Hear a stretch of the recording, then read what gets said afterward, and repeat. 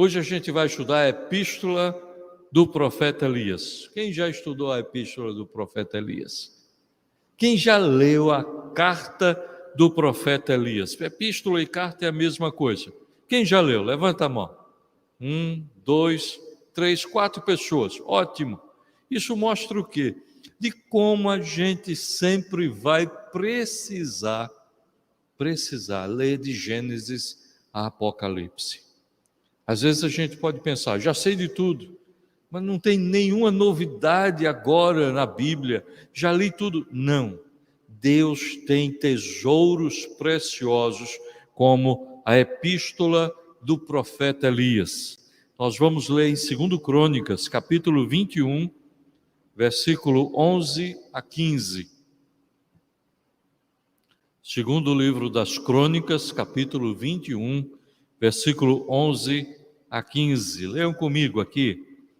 Também fez altos nos montes de Judá e seduziu os habitantes de Jerusalém à idolatria e fez desgarrar a Judá. Então lhe chegou às mãos uma carta do profeta Elias, em que estava escrito: Assim diz o Senhor, Deus de Davi, teu pai, porquanto não andaste nos caminhos de Josafá, teu pai, e nos caminhos de Asa, rei de Judá, mas andaste nos caminhos dos reis de Israel, e induziste a idolatria a Judá e os moradores de Jerusalém, segundo a idolatria da casa de Acabe, e também mataste a teus irmãos da casa de teu pai, melhores do que tu. Eis que o Senhor castigará com grande flagelo ao teu povo, aos teus filhos, às tuas mulheres e a todas as tuas possessões. Tu terás grande enfermidade nas tuas entranhas, enfermidade que aumentará dia após dia, até que saiam as tuas entranhas. Vamos orar? Bendito Deus, muito obrigado pela tua palavra, tesouro precioso para as nossas almas, alimento para o nosso coração, instrução para os nossos pés, pois é lâmpada para os nossos pés e luz para os nossos caminhos. Muito obrigado, Senhor, que és Deus bendito e Criador. Te pedimos que Tu ilumines o nosso coração.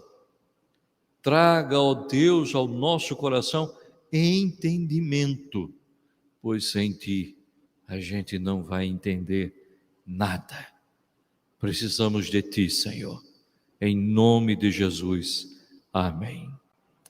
Meus irmãos, aí está uma figura, uma história que todos nós conhecemos ou já ouvimos falar, já ouvimos sermões, que é a história quando Elias foi levado sem experimentar a morte numa carruagem, num carro com cavalos de fogo, e o Eliseu, o profeta, que era seu discípulo, gritava: meu pai, meu pai, meu pai. E ele solta o manto e cai sobre ele, sobre Eliseu. Elias subiu aos céus. E essa carta que nós vamos estudar hoje, ela foi escrita antes de Elias ser levado ao céu. Antes de Elias entrar nessa carruagem, ele não experimentou a morte. Me diga, quantas vezes você já leu uma carta, um escrito de um profeta antes de Elias? Veja como Elias é inovador. Veja como Elias nos traz surpresas. Ninguém nunca tinha orado por 3 anos e 6 meses de seca. Elias ora. Ninguém nunca tinha esperado, ninguém nunca tinha imaginado que poderia descer fogo do céu num altar cheio de água sobre o animal e com um rego ao redor. Aconteceu com Elias. Pois tantas coisas, por exemplo, também ressurreição. Abraão cria que Deus podia ressuscitar, mas ele já tinha visto alguém ressuscitado? Existe alguma menção na Bíblia antes da ressurreição que Elias realiza lá em Sarepta, antes de Elias? Então veja como as coisas que Elias fez realmente deixavam as pessoas assim, boquiabertas. Eu nunca vi descer fogo do céu, como aconteceu no Carmelo. Eu nunca vi ninguém ser alimentados por corvos. Nunca ouvi falar disso, mas aconteceu com Elias. Nunca vi passar 3 anos e 6 meses sem cair água, sem chover, sem cair orvalho, mas isso aconteceu porque Elias ouviu a voz de Deus e Deus disse: ore assim, Elias. E Elias orou. Também nunca foi visto alguém, como no caso lá de Sarepta, a ressurreição, nem a multiplicação de comida, como Elias fez. Moisés teve diferente. Moisés teve coluna de fogo e coluna de nuvem. Foi diferente. Mas como Elias, nunca se viu coisa igual. 7 grandes milagres que Elias realiza. Muito diferente. E, sim, ninguém poderia dizer, já vi isso. Quando Moisés chegou diante do Egito e colocou sua vara, e a vara se tornou em uma serpente, os magos do Egito também fizeram. E como aconteceu nos dias de Acasias, uns soldados foram buscar Elias, foram prender Elias, e eles disseram: és tu, homem de Deus? Elias disse: olha, se eu sou homem de Deus, vai descer fogo e vai consumir vocês. Desceu fogo e consumiu os homens, os soldados foram consumidos. Meus irmãos, alguém já fez isso na história de Elias, além da história de Elias? Pois também, até os dias de Elias, eu desconheço alguém que tenha escrito alguma coisa como profecia que iria se realizar depois. Você lê os escritos de Isaías, depois de Elias. Você lê o livro de Jeremias, depois de Elias. Você lê 1º e 2º Samuel, mas quem escreveu não foi Samuel. Não foi Samuel. Elias é único. Essa carta foi escrita nos dias de Josafá, no máximo nesse período talvez de Acasias, mas com certeza nos dias de Josafá. Que época é essa do escrito de Elias? Segundo Reis, capítulo 1, versículo 1 diz: depois da morte de Acabe, Moabe rebelou-se contra Israel. O tempo em que Elias escreve a sua carta é tempo de aflição na vida de Acabe, é tempo de aflição na vida de Acasias, porque nos dias de Acasias, depois da morte de Acabe, Moabe se rebela contra Israel. Lá em 1 Reis, capítulo 22, 51 e 53, está escrito: Acasias, filho de Acabe, tornou-se rei de Israel em Samaria, no 17º ano do reinado de Josafá, rei de Judá, e reinou 2 anos sobre Israel. Fez o que o Senhor reprovava, pois andou nos caminhos de seu pai e de sua mãe, e nos caminhos de Jeroboão, filho de Nadab, que fez Israel pecar. Prestou culto a Baal e o adorou, provocando assim a ira do Senhor, o Deus de Israel, como seu pai tinha feito. Fez o que o Senhor reprovava, pois andou nos caminhos de seu pai e de sua mãe, e nos caminhos de Jeroboão, filho de Nadab, que fez Israel pecar. Prestou culto a Baal e o adorou, provocando assim a ira do Senhor, o Deus de Israel, como seu pai tinha feito. Meus irmãos, veja a descrição do mundo de Elias, dos dias de Elias. Ele escreve uma carta, ele senta, mas ninguém sabia o que é que poderia acontecer. Mas Elias sabia. Assim como Deus falou para Elias, antes das coisas acontecerem: Elias, vai para lá. Elias, peça a chuva, porque a chuva agora vai chegar. Elias não sabia de nada. Elias ora e a chuva vem. Era apenas uma pequena nuvem. Elias sabia o que iria acontecer uma década depois, porque Deus revelou. Deus disse que tipo de rei seria Jeorão. Depois da morte de Acabe, segundo Reis, capítulo 1, versículo 1, Acasias reina em Israel. Moabe se revolta. Isso é uma profecia lá de Números 24, 17.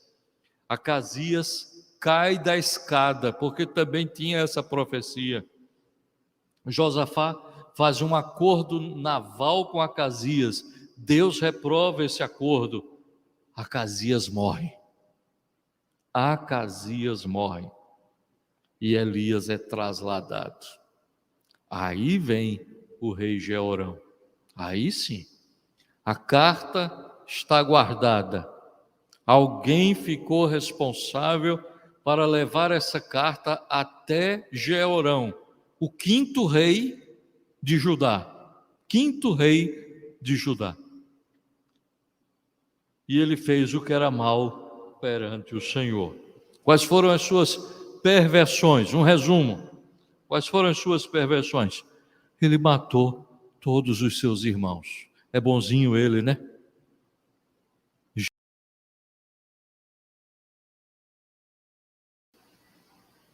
Matou todos os irmãos. E olha que Acasias, ele amava seus filhos. Ele deu presente para os seus filhos, deu muitos bens para os seus filhos. Jeorão vai e mata todos eles. Ele anda como Acabe. Como é que anda como Acabe? Veja, Jeorão não é rei em Israel, ele é rei em Judá. Josafá pegou seu filho e fez com que ele casasse com a filha de Jezabel. O que é que vai sair daí? Uma Jezabelzinha.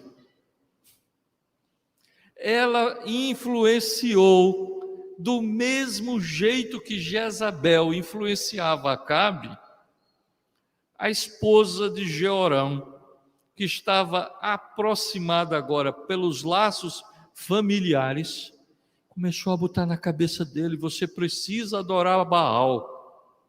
Até os dias de Josafá, o texto sagrado diz: ele não tirou todos os altos, porque o coração do povo não estava ainda voltado, consagrado totalmente a Deus. Até os dias de Josafá. Mas quando chega os dias de Jeorão, ele cria, ele constrói, ele edifica altares a Baal. O seu pai destruía altares e não construía altares. Ele constrói altares pagãos. Por isso que diz: andou como Acabe, influenciado pela esposa pagã. Porque se ela fosse uma esposa temente a Deus, o influenciaria de outra forma. Ia dar outras sugestões para ele. Construiu esses altares, matava, adorava, servia a esses deuses. Essas eram 3 das muitas perversões que Jeorão praticava em Judá, lá em Jerusalém. E quais foram as punições? Será que ele fez de tudo e não, tudo bem, não aconteceu nada? Vocês acham que não aconteceu nada? Vamos ver. Guerras. As guerras começaram nos dias de Jeorão por causa dos seus pecados. E a gente pensa assim: não, Deus não pune o mal, pune. O mal sofre, o mal vai padecer, e guerra é sinal disso. Em 2 Crônicas 21, versículo 8 a 10, diz que houveram insurreições. As pessoas se rebelaram, e aí a gente tem que ficar atento. Quando as insurreições estão começando a acontecer, não vai ficar culpando os outros, não vai ficar só dizendo, não, a culpa é dos outros, são eles que não querem, povo de dura serviço. Não, vá fazer uma pesquisa no seu coração se há algum pecado na sua própria vida. Porque se a gente não buscar os erros, se não formos convencidos do pecado, do juízo e da morte, a ação do Espírito Santo, a gente está perdendo uma grande oportunidade de se consagrar, de se santificar, de buscar o Senhor. E os flagelos, os filhos dele mortos, a esposa morta, o povo sendo invadido, as cidades sendo invadidas, e vem a fome, vem a escassez, vem o roubo, eles tiram tudo dele. São os flagelos. E doença.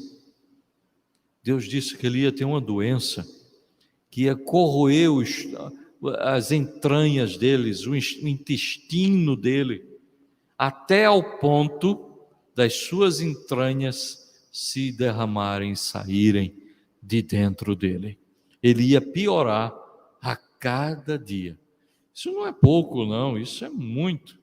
E além disso, outra punição. Morto, porém, ele nem sequer foi sepultado com os reis.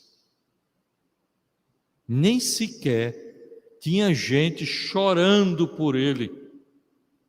Quando uma pessoa morre, a gente chora. Às vezes chora até por uma pessoa que nem conhece. Mas ele era tão ruim e ele ficou tão desprezível que as pessoas sequer derramaram uma lágrima por ele. Havia um outro costume que era queimar incenso perto dos falecidos, porque o cheiro do falecido não é um cheiro agradável. E as pessoas faziam isso. Pois quando ele morreu, Jeorão faleceu, nem incenso, nem perfume foi aceso. Gostavam dele? Estavam satisfeitos com o trabalho dele? É uma boa, ou não é uma punição? É uma punição. As guerras, a doença, até a forma do sepultamento é uma demonstração de punição. Por exemplo, Acabe. Veja o sepultamento de Acabe, veja o sepultamento de Jezabel. Foi magnífico o sepultamento de Jezabel? De forma alguma. Ela foi comida pelos cães na cidade. Ela não teve nem sepultamento, só acharam partes da caveira. Uma lição muito importante: Deus mantém a sua aliança, mesmo que a gente peque. E isso está no versículo 7. 2 Crônicas, capítulo 21, versículo 7. Porém o Senhor não quis destruir a casa de Davi por causa da aliança com que ele fizera, segundo a promessa que ele havia feito de dar a ele sempre uma lâmpada, dar a ele sempre uma lâmpada e a seus filhos. Ou seja, nos dias de Jeorão, nos dias de idolatria, nos dias de paganismo, Deus poderia ter destruído a descendência de Davi. Ele poderia ter dito: olha, basta. Como deu um basta nos dias de Noé, preservando apenas Noé e sua família.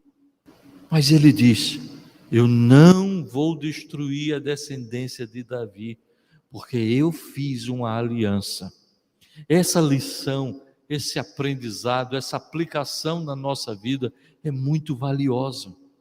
Como é importante a gente ter uma aliança com Deus.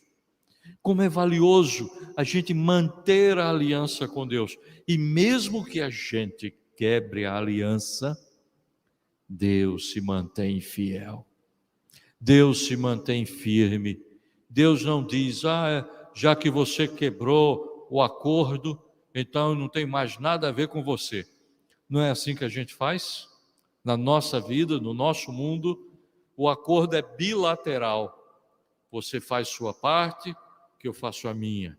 Se você não fizer sua parte, eu não tenho responsabilidade nenhuma de fazer o que eu prometi. Pois Deus se sente amoroso, Deus que é um Deus amoroso, sente prazer em manter a sua aliança. Aí por isso que ele diz: porque eu fiz uma aliança com Davi, eu vou manter uma lâmpada acesa na vida dele, na descendência dos filhos dele, mesmo que o filho dele seja um Jeorão, mesmo que o filho dele seja um homem corrupto, eu vou manter a minha aliança. Isso é bom demais, porque isso nos dá certas garantias que, mesmo eu pecando, Deus não me joga fora. Por isso que a gente diz que quando somos salvos, somos realmente salvos para sempre. Porque a nossa aliança não é uma aliança num acordo entre eu e Deus. É através do sangue de Jesus Cristo na cruz. Jesus é a aliança entre nós e Deus.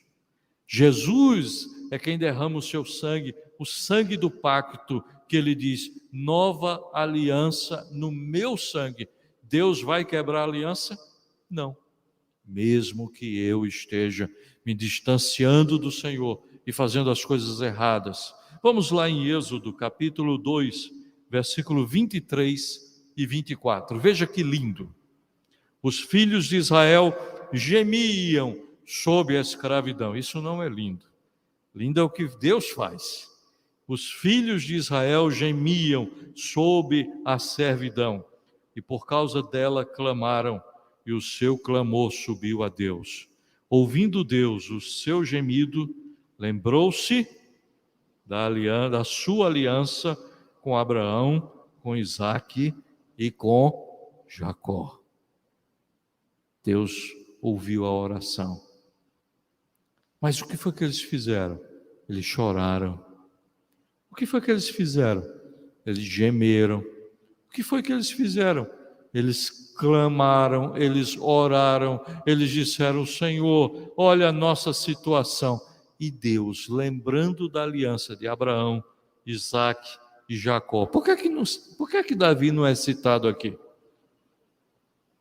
Por que Davi não é citado entre Abraão, Isaque e Jacó? Porque Davi ainda não tinha nascido. Davi ainda não existia. Mas veja que ele vai mantendo o seu pacto. Então era para Jeorão lembrar da aliança que Deus tinha com ele. É para Davi lembrar da aliança que Deus tem com Abraão, Isaque e Jacó. Outro texto, 1 Crônicas, primeiro livro das Crônicas, capítulo 16, versículo 15. Lembra-se perpetuamente da sua aliança, da palavra que empenhou para 1000 gerações. A palavra de Deus está empenhada. Deus vai voltar atrás? Nunca. Nunca. Até 1000 gerações. Quantas gerações? De Adão até Jesus. Vocês sabem? Vá lá em Mateus, capítulo 1, e conte as gerações. Vá lá em Lucas e contem as gerações de Adão até Jesus. Não dá 1000. E de Adão até Jesus tinha quase 4000 anos. De Jesus até os dias de hoje, não tem 4000 anos. Não temos, de Jesus até hoje, o mesmo número de gerações que existiram de Adão até Jesus. Por isso que a palavra de Deus diz até 1000 gerações. E o que é que significa essas 1000 gerações? Será que eu tenho que contar geração por geração? Como naquela expressão que Jesus diz, até quantas vezes deve se perdoar o irmão? 70 vezes 7, e a pessoa vai calcular quanto é 70 vezes 7? Não. Ele está dizendo que é sempre. Veja Salmo 105, versículo 5. Dá sustento aos que o temem, lembrar-se-á sempre. Ele poderia ter dito até 1000 gerações, ou ele poderia usar o termo sempre. Ele vai se lembrar. Sempre não é de vez em quando. Sempre não é por um tempo. Sempre é constantemente. Deus lembra da sua aliança. Você já fez uma aliança com Deus? Já aceitou Jesus Cristo como Senhor e Salvador da sua vida? Não quebre a aliança que você fez com Deus. Deus não vai quebrar a aliança dele. E nós não devemos quebrar. Jeorão quebrava a aliança. E quantas punições ele teve, quanto sofrimento ele teve por causa de quebrar a aliança. Hebreus capítulo 10, versículo 34 e 35. Aceitaste com alegria o espólio dos vossos bens, tendo ciência de possuirdes vós mesmos patrimônio superior e durável.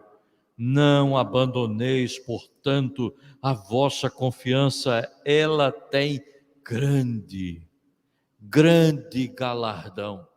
Meus irmãos, a gente tem que manter a fé, a gente tem que manter a confiança nas dificuldades, nas lutas, nas provações, em todas essas circunstâncias. Qual foi a primeira lição? Deus não esquece a sua aliança.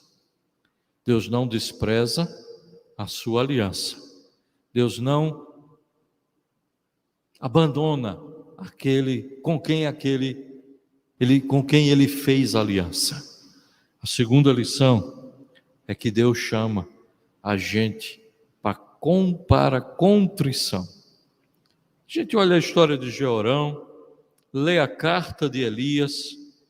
A carta de Elias diz que Deus vai puni-lo, que Deus vai castigá-lo, que vai castigar os filhos dele, a esposa dele, o povo que se tornou idólatra como ele. Mas o que é que Deus está querendo dizer? Que vai punir? Não. Deus está dizendo, é isso que vai acontecer por causa dos seus erros. Em outras palavras, Deus está dizendo, arrependa-se. Você quer que aconteça isso, Jeorão? Você quer que aconteça isso? Lembram da história de Acabe, nos dias que ele ficou triste, cabisbaixo, acabrunhado? Deus chama Elias e diz, olha Elias, como ele está. Olha como ele está triste. Vai lá, Elias. Olha, não vou matar os filhos dele enquanto ele estiver vivo, porque ele está muito choroso, muito triste, como se estivesse arrependido. Deus estava dando uma oportunidade para Jeorão se arrepender. Muito tempo depois, quando Deus manda Jonas a Nínive, e vai lá em Nínive e diz para Nínive que o pecado da cidade chegou até mim e eu vou destruir Nínive. Jonas parte, foge, o grande peixe o engole, vomita na praia, ele vai até Nínive e fala que Deus vai destruir Nínive. O que é que o povo faz? Se arrepende com pano de saco e cinza. Mas Deus não disse que ia destruir, ele não tinha que cumprir a palavra dele. Era isso que incomodava Jonas. E se eu vim para cá, está vendo, Senhor, tu és um Deus misericordioso, e eu tive que vir para Nínive. Ah, Senhor, eu sabia que tu era misericordioso.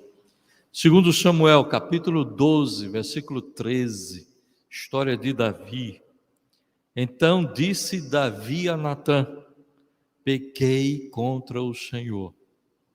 No versículos anteriores ele está dizendo: olha, eu fiz isso de errado. Natã mostra o pecado dele, mostra que vão fazer com ele, com a esposa dele, o que ele fez às escondidas, vão fazer para todo mundo ver, para envergonhar Davi. Aí Davi diz: pequei contra o Senhor. Era isso que Jeorão deveria ter dito e não disse. Era isso que Acabe, rei de Israel, deveria ter dito e não disse. Que Acasias, rei de Israel, deveria ter dito e não disse. E era o que Jeorão deveria ter dito e não disse, e por conta disso, todo o castigo de Deus aconteceu e caiu sobre ele, diferente da história de Nínive. Nínive se arrepende e Deus tira a punição. Muito tempo depois de Jeorão, muito tempo depois de Elias, o profeta vai até um rei e diz: olha, você vai morrer. E ele chora, vira-se para a parede, clama ao Senhor.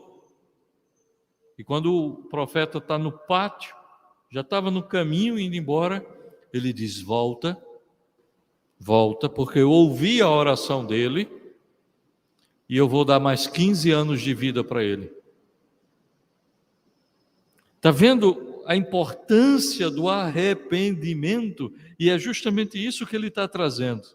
Disse Natã a Davi, o que é que ele diz? Também o Senhor te perdoou o teu pecado, não morrerás.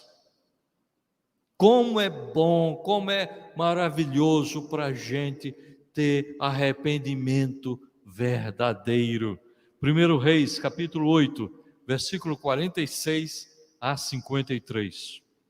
Oração do filho de Davi, oração de Salomão, na consagração do templo em Jerusalém. Quando pecarem contra ti, pois não há homem que não peque, e tu te indignares contra eles, e os entregares às mãos do inimigo, a fim de que os leve cativo à terra inimiga, longe ou perto esteja, e na terra onde forem levados cativos, caírem em si, expressão usada em Lucas, capítulo 15, com respeito ao filho pródigo, e o filho caindo em si, caírem em si e se converterem, e na terra do seu cativeiro te suplicarem, dizendo: pecamos e perversamente procedemos e cometemos iniquidade, e se converterem a ti de todo o seu coração e de toda a sua alma, na terra dos seus inimigos que os levarem cativos, e orarem a ti, voltados para a sua terra, que deste aos seus pais, para esta cidade que escolheste, e para a casa que edifiquei ao teu nome. Vamos ler juntos? Ouve tu nos céus, lugar da tua habitação, a sua prece e a sua súplica, e faze-lhe justiça. Perdoa o teu povo que houver pecado contra ti, todas as suas transgressões que houverem cometido contra ti, e move tu a compaixão os que levaram cativos, para que se compadeçam deles, porque é o teu povo e a tua herança que tiraste da terra do Egito, do meio do forno de ferro. Mas, para que os teus olhos estejam abertos à súplica do teu servo e à súplica do teu povo de Israel, a fim de os ouvires em tudo quanto clamarem a ti. Pois tu, ó Senhor Deus, os separaste dentre todos os povos da terra para a tua herança, como falaste por intermédio do teu servo Moisés, quando tiraste do Egito a nossos pais.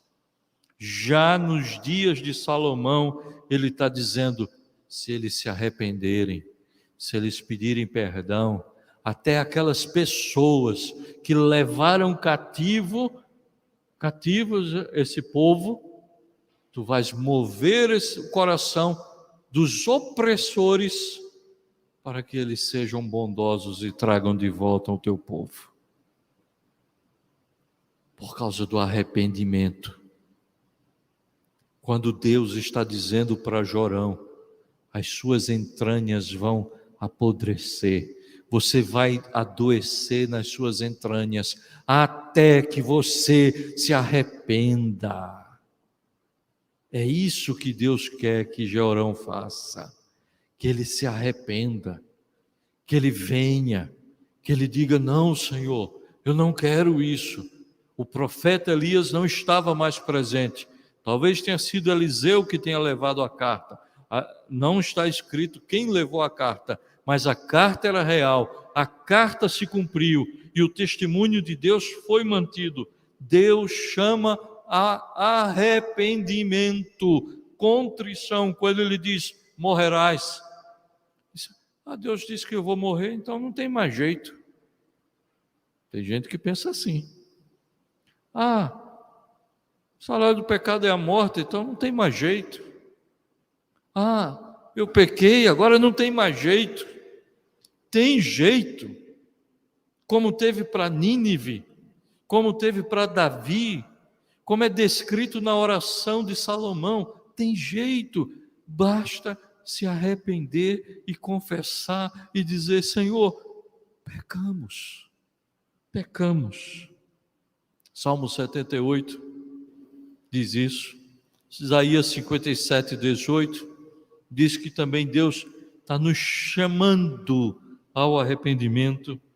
E Mateus 11, 20, palavras de Jesus. Passou então Jesus a increpar as cidades nas quais ele operara numerosos milagres, pelo fato de não se terem arrependido.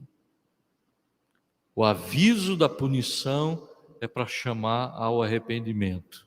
Os milagres é para chamar o incrédulo ao arrependimento.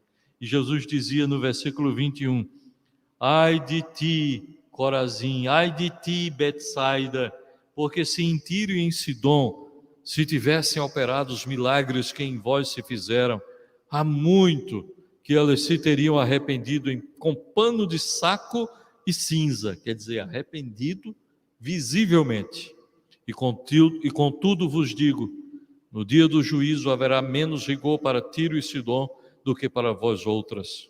Tu, Cafarnaum, elevar-te-ás porventura até ao céu?